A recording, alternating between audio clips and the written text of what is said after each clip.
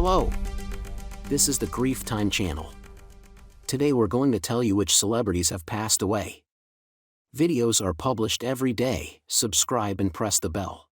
For half a century, Burt Bacharach composed songs for Dionne Warwick, Dusty Springfield, Tom Jones and Aretha Franklin, and for the millions of fans who still sing along.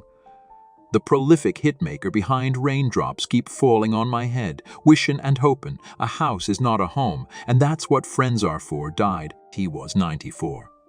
Born May 12, 1928 in Kansas City, Missouri, Bacharach began playing piano at his mother's insistence. His love for music grew, however, while he was a teen living in Queens, New York, where he had access to the nightclubs where jazz greats Dizzy Gillespie and Charlie Parker performed.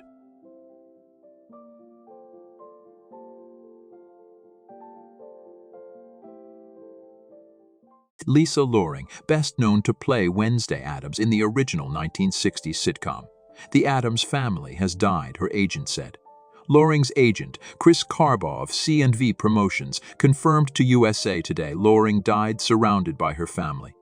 Lisa was a very loving mother, grandmother, and friend with a lifetime of amazing stories and experiences, Carbaugh said Monday. She brought to life one of the most iconic characters in Hollywood history that is still celebrated today. Lisa loved sharing her memories and meeting all her fans across the world. She will be missed dearly. Loring's daughter, Vanessa Fulmberg, told Variety her mother died of a stroke. Lance Kerwin, an actor known for his roles on 1970s television shows like James at 16 and Salem's Lot, has died. He was 62. Kerwin's numerous screen credits include shows like Wonder Woman, Murder, She Wrote, Houston Nights, Simon, The New Lassie, and FBI. The Untold Stories. He recently appeared in the 2022 film The Wind.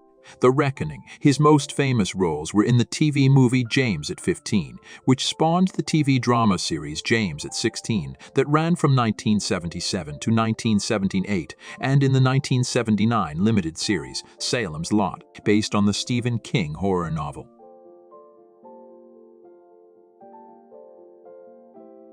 Longtime college basketball broadcaster Billy Packer has died, his son Mark Packer shared on Twitter and confirmed to the Associated Press. He was 82. The Packer family would like to share some sad news. Our amazing father, Billy, has passed. We take peace knowing that he's in heaven with Warb Rip Billy, Mark, a host for the ACC network, wrote.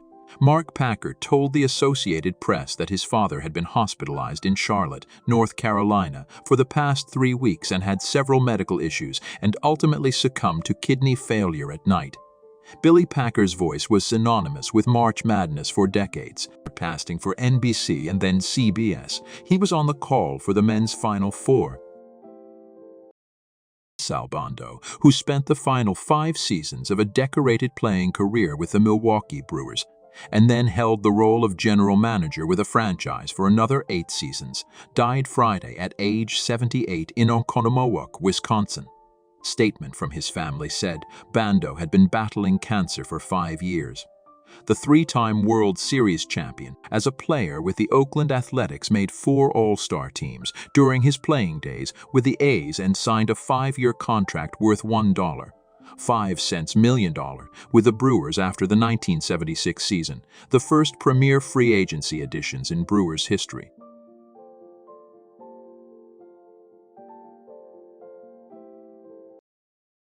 Jamin Poo, a professional wrestler who competed in the Ring of Honor for 2 decades under the stage name Jay Briscoe, died in a car accident. He was 38.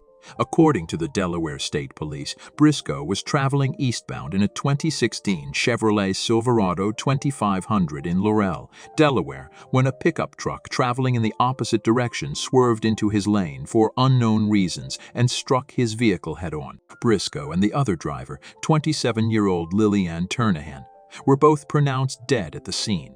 Briscoe's 9-year-old daughter and 12-year-old daughter were in the car with him during the collision. Although he was not wearing a seatbelt, his daughters were properly restrained.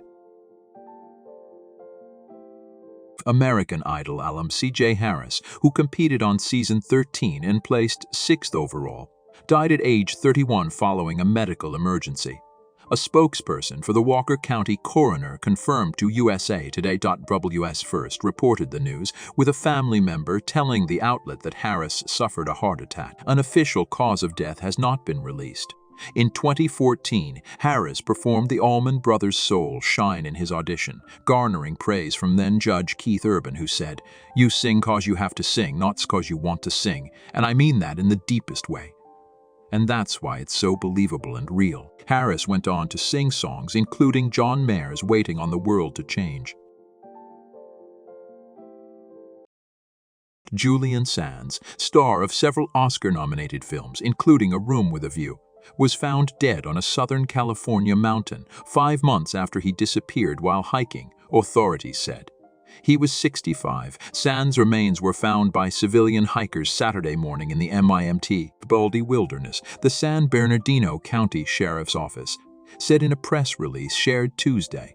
The actor was an avid and experienced hiker who lived in Los Angeles and was reported missing Jan. 13 after setting out on the peak that rises more than 10,000 feet 3,048 meters east of the city.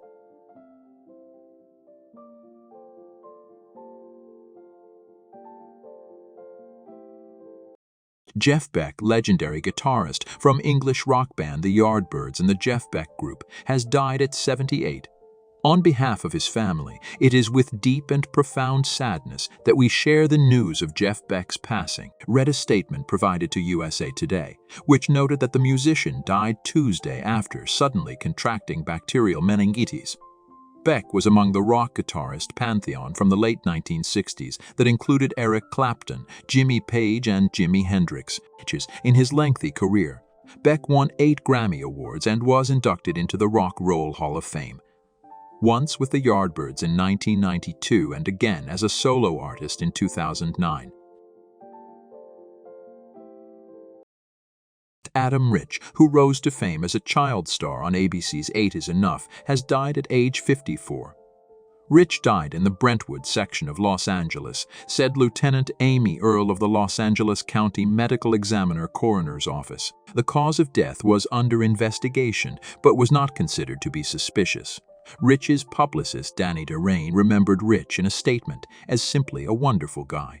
He was kind, generous, and a warrior in the fight against mental illness, DeRain tweeted. Adam did not have an ounce of ego. He was unselfish and always looked out for those he cared about. Which is why many people who grew up with him feel a part of their childhood gone and sad today.